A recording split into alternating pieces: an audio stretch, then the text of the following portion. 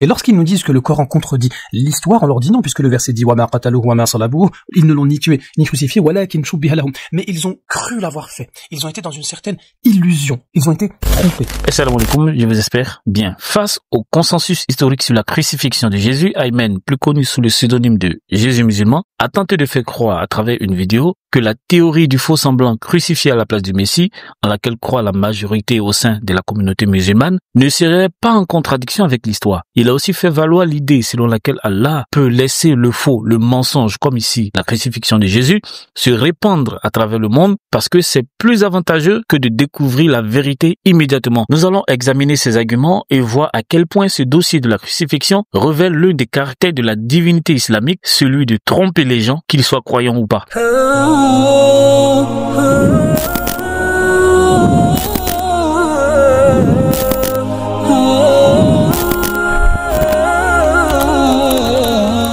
Jésus musulman, il va avancer 2, sinon 3 arguments pour tenter de contourner la difficulté que pose la théorie du faux semblant. Premièrement, il va essayer de montrer que cette théorie, bien qu'elle rejette l'ensemble des données historiques au sujet de la crucifixion de Jésus, ne contredit pas pour autant l'histoire, puisqu'elle admet qu'il y a eu une personne anonyme crucifiée, dont l'identité n'est pas la plus importante. Deuxièmement, il va procéder par un raisonnement par l'absurde, qui consiste à dire que ce n'est pas parce qu'une chose ne peut être prouvée, démontrée historiquement que cette chose est fausse, surtout si celle-ci relève d'un miracle. Troisièmement, et enfin, il fera la démonstration, vraiment une démonstration totalement rocambolesque, qui montre que Allah préfère ou il juge préférable de faire triompher le mensonge afin d'aboutir plus tard à l'éclatement de la vérité tout en blâmant ceux qui ont cru au mensonge qu'il a lui-même provoqué. Intéressant, n'est-ce pas? C'est les gens qui prétendent que dans le Coran, il y a des erreurs. Grâce à Allah, le Tout-Puissant, nous allons réfuter leur prétendue ambiguïté. Alors là, c'est soi-disant la plus grande erreur historique du Coran. Tout le monde dit que Jésus a été crucifié, les évangiles, les chrétiens, les juifs, les athées, les romains, bref, tout ça dit que Jésus a été crucifié. Et le Coran vient 6 siècles plus tard pour dire qu'en fait non, c'était pas lui. Donc grande erreur historique. On va traiter ça dans le premier point. Tout d'abord, le Coran n'a jamais nié qu'il y a eu une crucifixion. C'est-à-dire que quand on nous rapporte des preuves, les chrétiens ont dit que Jésus a été crucifié, les juifs aussi, les romains, etc. Mais le Coran ne dit pas qu'il n'y a pas eu de crucifixion. Il ne nie pas que historiquement il y a eu une crucifixion. Ce que le Coran dit, c'est tout simplement que les juifs ne l'ont ni tué ni crucifié. C'est tout. Oui, mais si c'est pas Jésus, alors c'est qui? Mais c'est pas le problème. Le Coran n'est pas venu pour apporter un éclaircissement sur qui était à la place de Jésus. Donc le Coran ne nie pas qu'il y a bien eu une crucifixion, un événement historique, sauf que c'était pas Jésus. Ils ont cru l'avoir crucifié. Donc déjà là, on réfute complètement la prétendue erreur historique. Le Coran te dit qu'ils ont cru l'avoir fait, ça veut dire qu'il y a bien eu à un moment donné une certaine crucifixion et les gens, ils ont raconté cet événement-là. Donc là, il n'y a aucune contradiction avec l'histoire.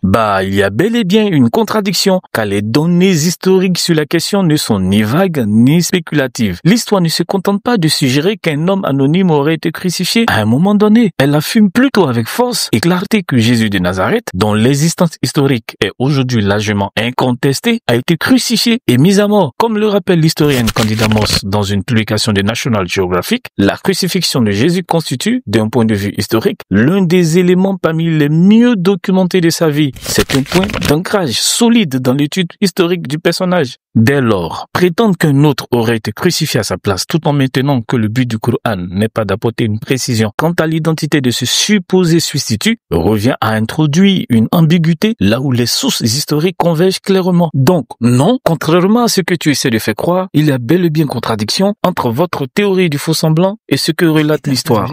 D'ailleurs, lorsque le Coran réfute la crucifixion de Jésus, il ne s'adresse même pas aux chrétiens. Il est en train de blâmer certains juifs qui pensaient s'être débarrassés du Messie, etc. Donc on est dans un contexte où on blâme les enfants d'Israël. Le Coran ne vient pas en disant « aux chrétiens, vous vous êtes trompés ». Non, pourquoi? Parce que c'est pas l'élément essentiel. L'élément essentiel du Coran, le message essentiel, c'est le tawhid. Le fait que vous avez divinisé Jésus, c'est ça qui est important. Il faut se concentrer là-dessus et non pas sur le fait qu'un prophète puisse être tué ou pas. Non, cherche pas une échappatoire. L'accusation contre les chrétiens d'avoir divinisé Jésus sera examinée par la suite. Mais restons concentrés sur la question de la crucifixion que vous essayez de fouler aux pieds à travers des pirouettes argumentatives. Le verset coranique ne s'adresse pas aux chrétiens principalement, mais la question évoquée touche également à l'un des points centraux du kérigme chrétien. On ne peut nier que le verset de la sourate 4, le verset 157, s'inscrit dans un contexte de réfutation de plusieurs prétentions des Banu Israël, surtout que le propos d'avoir éliminé Jésus est teinté de sarcasme puisqu'il le qualifie de Messie, chose dans laquelle il ne croit pas vraiment. Seulement, le fait même de mettre à mort ou de prétendre avoir mis à mort un prophète et de surcroît le Messie, cela constitue un acte d'une gravité extrême. Sinon, pourquoi blâmer des gens pour une chose qui n'est pas importante? Regardez comment le Coran il est très puissant.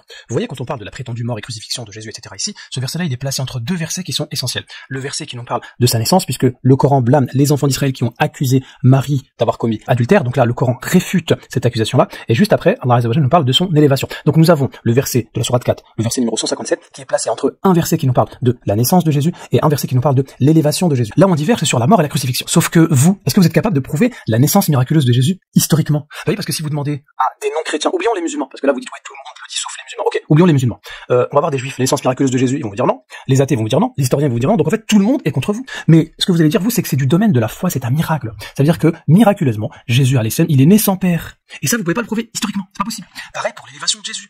Vous allez nous dire, oui, mais les apôtres, ils l'ont vu, etc. C'est ça, c'est ce que des gens racontent. Mais historiquement, c'est impossible de prouver ces deux choses-là. Donc c'est pas parce que vous ne pouvez pas prouver ces choses-là historiquement qu'elles vont être fausses. Donc nous, on va vous dire exactement la même chose. Il y a eu miracle pour la naissance de Jésus, oui. Il y a eu miracle pour l'élévation de Jésus, oui. Mais il y a aussi eu miracle pour la prétendue crucifixion de Jésus. Non du tout, JM. Tu mélanges la salade avec le riz et le foutou, le tout dans la sauce graine. Même si chacun d'entre eux est comestible, une telle combinaison peut te créer une indigestion. Pareillement, la comparaison miraculeuse que tu fais entre votre théorie du faux semblant et la naissance virginale de Jésus ainsi que son élévation repose sur une confusion de nature épistémologique. En effet, pour que Jésus naisse de manière miraculeuse, Dieu n'a pas eu besoin de tromper Marie en lui faisant croire que le Messie allait naître à travers des rapports sexuels avec son mari. Pas du tout. Pareillement, l'élévation de Jésus, Dieu n'a pas eu besoin de les mettre dans une illusion ou dans un semblant d'élévation. Donc, les deux événements qui encadrent la crucifixion du Messie que tu évoques n'ont rien de similaire avec votre théorie du faux semblant. L'historien ne dispose pas d'outils pour vérifier si oui ou non ceux qui ont témoigné de la naissance virginale et de l'élévation de Jésus disaient vrai ou disaient faux. L'historien ne peut ni confirmer ni infirmer. Il reste neutre. Tout ce qu'il sait, c'est que les premiers chrétiens ont confessé la mort de leur maître, sa résurrection et son élévation, ce qui les a boostés dans leur foi puisqu'ils étaient prêts à mourir pour ce message. Or, la crucifixion de Jésus, telle qu'elle est relatée dans les sources chrétiennes, juives et même gréco-romaines, était un événement public, survenu dans un cadre officiel sous l'autorité de Ponce Pilate et ayant impliqué plusieurs catégories de témoins, des disciples, des femmes, des autorités juives, des soldats romains et des passants. Et en tant qu'événement historique, il possède donc une densité documentaire et une pluralité de sources qui permettent à l'historien de le prendre en compte dans son travail, indépendamment de tout jugement théologique. C'est pourquoi l'historien peut dire avec une assurance méthodologique que Jésus a été crucifié, tout comme il peut dire que les premiers disciples ont affirmé sa résurrection et son élévation, car ces croyances sont attestées dans les écrits les plus anciens. En revanche, il ne peut ni confirmer ni infirmer la réalité surnaturelle de la résurrection ou de la conception virginale. Ce n'est pas son rôle. En gros, ton argument qui veut faire passer la théorie du faux semblant comme un fait miraculeux de Dieu n'est juste qu'un aveu implicite que celle-ci n'est pas historiquement fondée face à un consensus historique sur le sujet. C'est du domaine de la foi et ça contredit pas l'histoire. Bah si, la théorie du faux semblant contredit l'histoire. En fait, supposons que je vous dise que ce n'est pas Donald Trump sur la photo et que cela relève du domaine de ma foi. Il vous viendra l'idée une seule seconde que je me porte psychologiquement bien. C'est ce que Jésus musulman essaie de faire avaler. Il ne réalise pas que,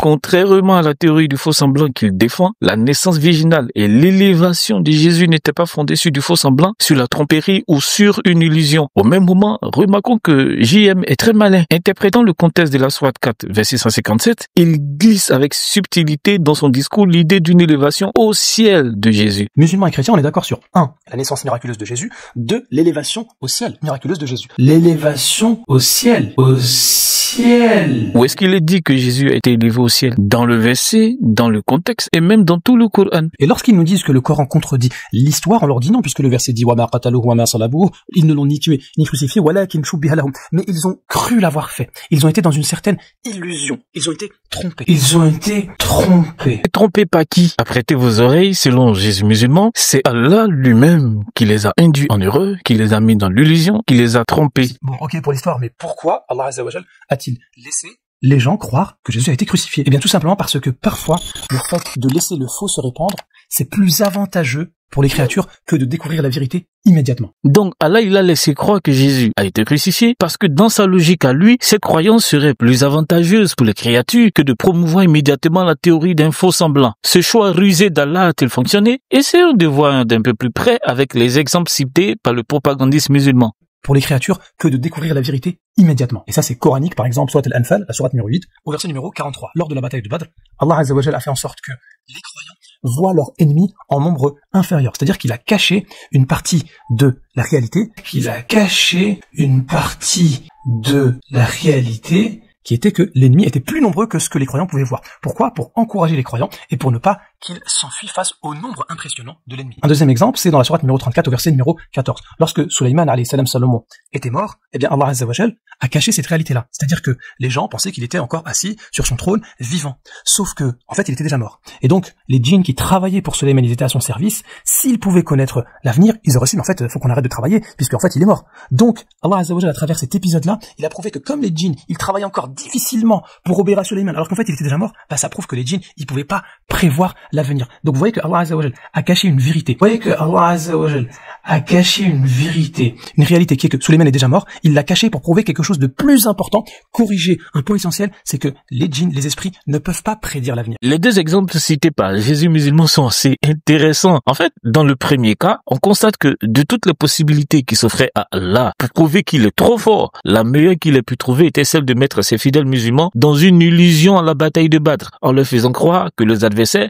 étaient peu nombreux qu'eux, afin qu'ils ne prennent point la fuite, chose qu'Allah semblait ne pas pouvoir empêcher. Donc, il a opté pour le fait de faire croire à des David que Goliath était aîné, alors qu'en réalité, sur le terrain, c'était un géant. Dans le second cas, c'est le même constat. Allah, il a plongé les djinns, les génies de la mythologie islamique, dans une tromperie au sujet du roi Salomon. Eux, ils le voyaient comme étant vivant, pourtant il était déjà mort. Selon Jésus musulman, Allah voulait montrer par là que les djinns ne sont pas omniscients et qu'ils ne peuvent pas prédire les choses futures. Ces deux exemples combinés nous poussent à conclure qu'Allah a certainement jeté une illusion sur la majorité des musulmans en leur faisant croire que les juifs n'ont pas crucifié Jésus, tandis que la réalité est tout autre. Si Allah peut tromper, cacher une partie de la vérité en faisant croire que Salomon est vivant alors qu'il est mort, il n'est pas étonnant qu'il puisse également tromper de nombreux musulmans en leur faisant croire que Jésus n'a pas été crucifié. Dans la même logique, les musulmans ne devraient pas être surpris de constater que la promesse d'Allah de leur donner un paradis de rivières de vin soit en réalité un mirage dont ils ne se rendront compte qu'au jour du jugement. Avec Allah, il faut toujours s'attendre à ce que le faux soit vrai et que le vrai soit faux.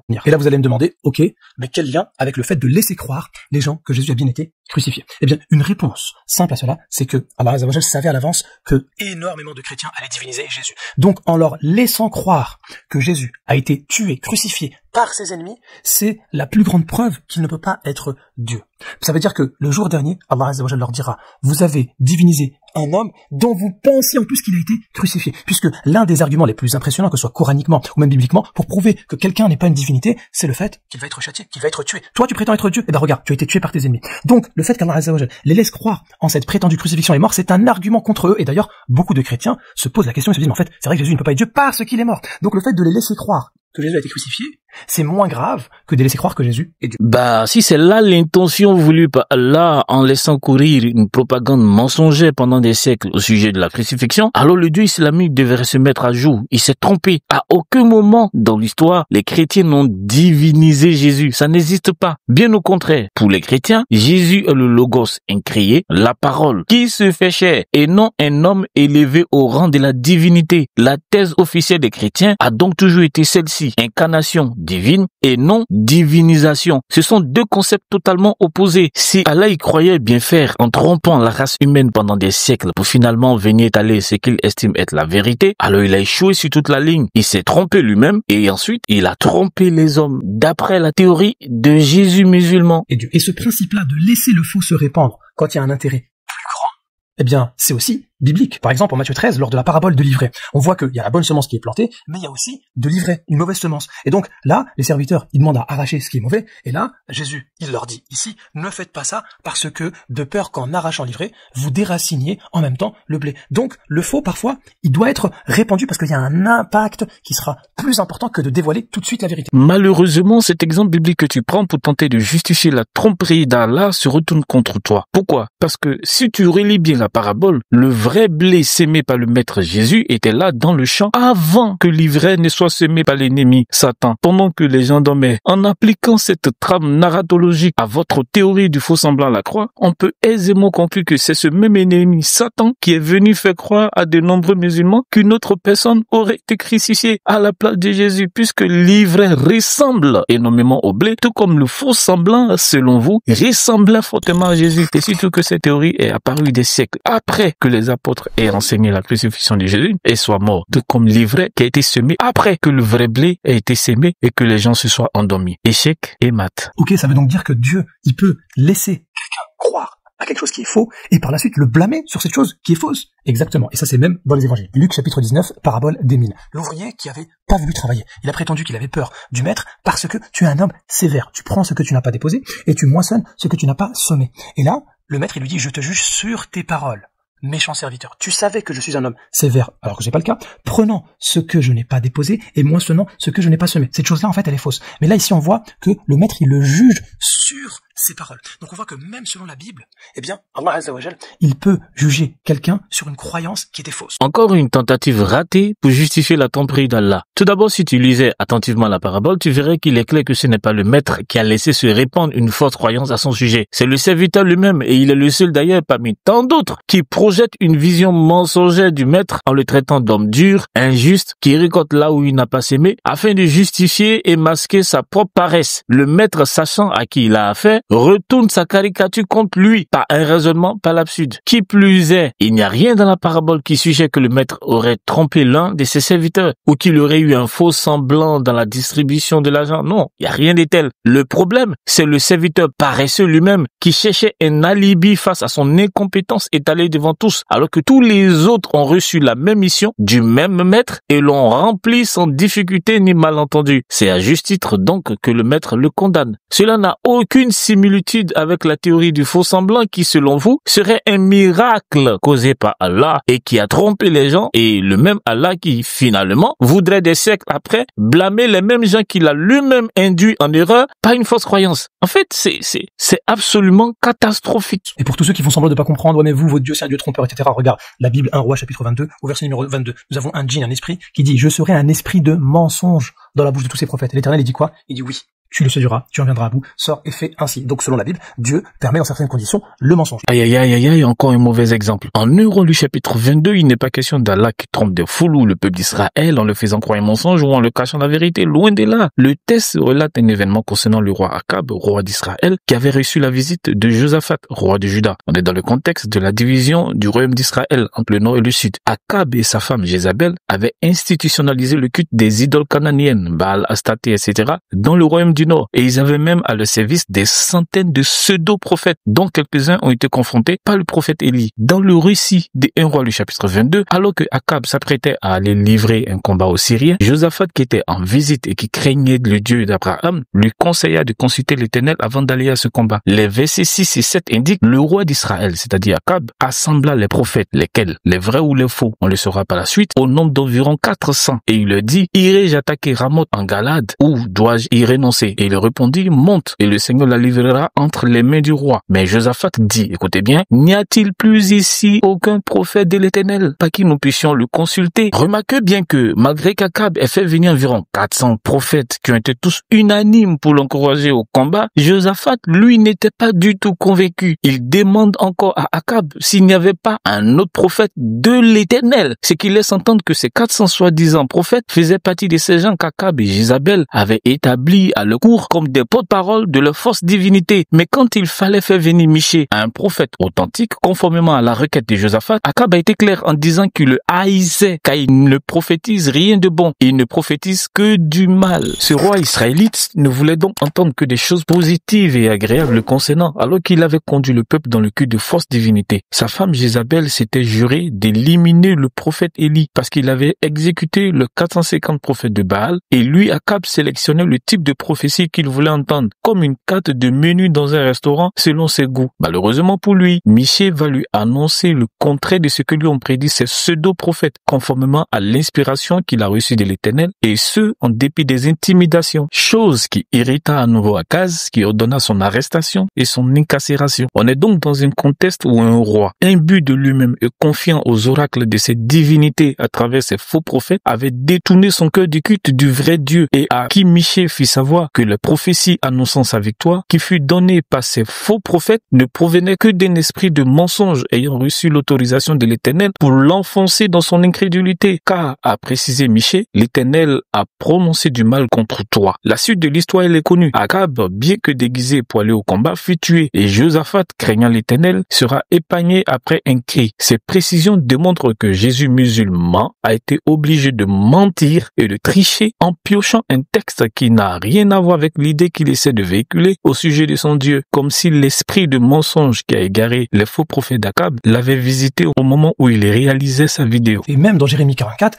l'Éternel, pour punir certains enfants d'Israël, il a laissé croire que les fausses divinités pouvaient apporter de la nourriture. Non mais ça c'est une doi, comme on dit chez nous en Côte d'Ivoire, pour qualifier un pur mensonge. Soyons sérieux, Jésus musulman. À quel moment dans Jérémie chapitre 44, Dieu aurait-il fait croire que les fausses divinités pouvaient nourrir qui que ce soit, et ce, dans l'intention de punir certains Israélites? Tout le monde pourra le vérifier. Jérémie reçoit ici une parole de Dieu destinée à ses compatriotes juifs, alors exilés en Égypte et dans ses environs. Il les appelle à la repentance et à l'abandon de leur culte idolâtre. Dieu, par la bouche du prophète, leur rappelle que c'est précisément à cause de l'idolâtrie de leurs ancêtres que Jérusalem et les villes de Juda ont été détruites, et que l'exil est survenu. Et malgré cela, alors qu'ils vivent les conséquences de cette rébellion, ces exilés continuent d'irriter Dieu en servant des idoles. Il les interpelle donc à nouveau. Pourquoi persévèrent-ils dans la désobéissance malgré les jugements déjà subis? Il annonce alors qu'eux aussi connaîtront le châtiment puisqu'ils refusent d'écouter sa voix, sa loi et ses commandements. Mais quelle était la réponse de ces juifs idolâtres? Lisons à partir du verset 15 jusqu'au verset 18. Tous les hommes qui savaient que leurs femmes offraient de l'encens à d'autres dieux, toutes les femmes qui se trouvaient là en grand nombre et tout le peuple qui demeurait au pays d'Égypte à Patros, et répondit à Jérémie, nous ne t'obéirons en rien de ce que tu nous as dit au nom de l'Éternel. Lisez bien, nous ne t'obéirons en rien. Si c'est une désobéissance, c'est une rébellion. Mais nous voulons agir. Et regardez bien, il précise, nous voulons, c'est le choix. Nous voulons agir comme l'a déclaré notre bouche, offrir de l'encens à la reine du ciel, qui est une fausse divinité, et lui faire des libations, comme nous l'avons fait, nous et nos pères, nos rois et nos chefs dans les villes de Juda et dans les rues de Jérusalem. Alors nous avions du pain pour nous rassasier, nous étions heureux, nous n'éprouvions point de malheur. Et depuis que nous avons cessé d'offrir de l'encens à la reine du ciel et de lui faire des libations, nous avons manqué de tout et nous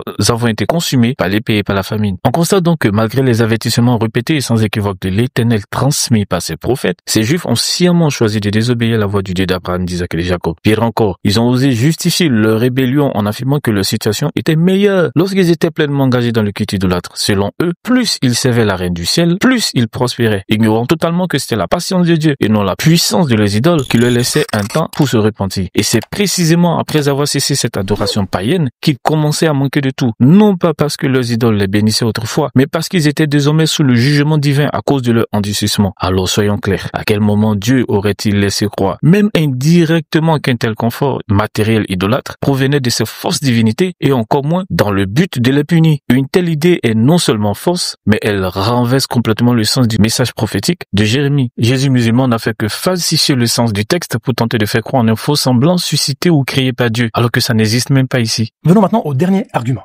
Il prétend que oui, les apôtres sont morts pour ça, etc. Donc forcément c'est vrai, c'est pas possible que Dieu il laisse croire des gens mourir pour quelque chose qui est faux. Alors tout d'abord, les apôtres, ou ceux qui sont morts, eh bien, ils n'ont pas été tués simplement parce qu'ils croyaient que Jésus a été crucifié, mais parce qu'ils pensaient que Jésus était le Messie, qu'il n'était pas un imposteur, et en particulier aussi parce que Jésus a été crucifié et ressuscité. Pardon? Parce que Jésus a été quoi? Parce que Jésus a été crucifié et ressuscité. Donc on voit bien que la crucifixion, la mort et la résurrection de Jésus étaient au cœur de la profession de foi des premiers disciples des apôtres, à travers Jérusalem et partout dans l'Empire romain. C'est historique, c'est factuel. Donc le fait de croire que Jésus a été crucifié et ressuscité, ce n'est qu'une partie parmi ce qu'ils croyaient. Donc, ils n'ont pas été tués forcément à cause de la crucifixion de Jésus, mais parce qu'ils considéraient que Jésus était le Messie. Dit que Jésus était le Messie faisait bien sûr partie de leur foi, mais cela n'aurait pas suffi pour que les disciples soient pourchassés et mis à mort. Ce qui a déclenché la persécution, c'est qu'ils proclamaient un Messie livré par les autorités juives, crucifié par les Romains, puis ressuscité et exalté à la droite de Dieu. Autrement dit, non seulement ils annonçaient Jésus comme le Messie, mais un Messie crucifié et ressuscité. Une affirmation explosive, scandaleuse pour les Juifs dominés par le courant de pensée pharisien. C'est cela qui a enflammé les oppositions. Écouter la vie au premier témoin de la foi chrétienne. Tu ne peux donc pas séparer leur croyance en Jésus comme Messie avec le fait que ce même Jésus pour eux a été crucifié. Deuxièmement, on voit que même parfois dans la Bible, Dieu laisse le faux se répandre, il ne dévoile pas la vérité, quitte à ce que des innocents meurent. Que des innocents meurent en croyant au faux que Dieu aurait laissé se répandre, voyons voir. Et en plus, cet exemple, il est en lien avec la mort de Jésus. En Matthieu chapitre 2, lorsque Jésus était encore enfant, Hérode cherchait à tuer Jésus. Donc Hérode, il voulait tuer Jésus, Joseph, il a été averti par un ange, il s'est enfui avec Jésus. Hérode, qu'est-ce qu'il a fait par la suite? Il est parti tuer tous les enfants de 2 ans et en dessous, qui étaient à Bethléem et dans tout son territoire. Donc ça veut dire que Hérode, il a été trompé. Et il a été trompé par qui? Soyons sérieux, amen. Personne n'a demandé à Hérode d'aller exécuter des enfants. C'était sa propre initiative, parce que voulant éliminer Jésus dont il a eu écho de sa naissance comme étant le roi des Juifs, et ça s'assimilait à un crime de lèse-majesté face à l'empereur César. Il n'y a eu aucun faux semblant ici, aucune tromperie de la part de Dieu lui ayant fait croire qu'il aurait réussi à tuer Jésus alors qu'il ne l'a pas fait. Ton exemple est catastrophique. Il est parti tuer tous les enfants de 2 ans et en dessous. Pourquoi? Parce qu'il voulait tuer Jésus. Or Jésus, selon les chrétiens, il est venu pour mourir. Donc c'était vraiment l'occasion pour Jésus d'être tué plutôt que de sacrifier tous ces enfants-là. Où est le rapport avec le faux semblant? Déjà, ce n'est pas Dieu qui demande à Hérode de sacrifier des enfants. Ensuite, la mort du Messie n'a été que l'étape finale, le parachèvement de sa mission sur terre, et non le début. Il ne pouvait donc pas être tué tant que son heure n'était pas encore arrivée. Enfin, pour que ton raisonnement soit cohérent, dis-nous, pourquoi Allah n'a-t-il pas fait en sorte que Hérode mette à mort un faux semblant, c'est-à-dire un enfant, sur qui il avait jeté la ressemblance de Jésus? Et là, on va nous dire, oui, mais non, Jésus, il est venu pour mourir, mais d'abord, il devait être rejeté par son peuple, il devait prêcher, etc. Ok. Mais à ce moment-là, la question qu'on devrait poser aux gens qui prétendent qu'il y a une erreur historique dans le Coran, c'est l'ange qui est parti avertir Joseph. Pourquoi est-ce qu'il a caché à Hérode que Jésus ne faisait pas partie de tous ces enfants-là qui allaient être sacrifiés? Puisque Hérode, ce qu'il a voulu faire, c'est il a voulu essayer de tuer Jésus à travers le meurtre de tous ces enfants-là. Il s'est dit, bon, Jésus, je sais pas c'est lequel, je vais aller tuer tous ces enfants-là. Mais l'ange qui a averti Joseph, il aurait pu lui dire, ne les sacrifie pas, Jésus n'est pas parmi eux. Donc ça veut dire que, selon les évangiles, Dieu a laissé le faux se répandre. Il a laissé croire Hérode que Jésus faisait partie de ces enfants-là. Et donc, il a sacrifié tous ces innocents-là. Alors que l'ange qui a averti Joseph, il lui suffisait simplement de dire à Hérode, ça sert à rien de les tuer, Jésus n'est pas parmi eux. Ton raisonnement est une fois de plus catastrophique. Dire que l'ange aurait caché la vérité à Hérode est absurde. Sa mission n'était pas de conseiller un tyran paranoïaque et sanguinaire qui n'hésita même pas à tuer sa propre femme et ses enfants. La responsabilité du crime reposait sur Hérode, doté du libre arbitre, qui a choisi de tuer pour préserver son trône, malgré les commandements divins contenus dans les écrits des Juifs avec lesquels il était déjà en contact. Alors, si vraiment Allah aime jouer au faux semblant, au trompeur, pourquoi n'a-t-il pas rusé avec Hérode en lui donnant un faux Jésus à tuer? Pourquoi n'a-t-il pas trompé Joseph et Marie pour les empêcher de fuir? Ton argumentation s'écroule